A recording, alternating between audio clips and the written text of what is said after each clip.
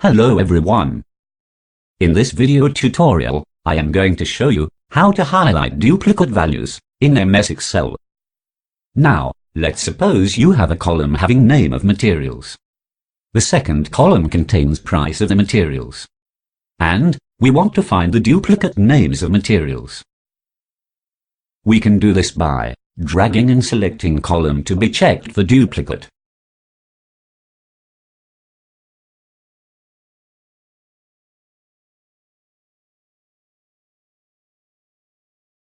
Going to Condition Formatting. Highlight cell rows. And select Duplicate Values. This will open a pop-up to select color of highlight. You can change it, or make it untouched. Now you can see, duplicate values are highlighted. That was a quick short tutorial. If you like my video, please subscribe to my channel. I will meet you again on next video. Thanks for watching.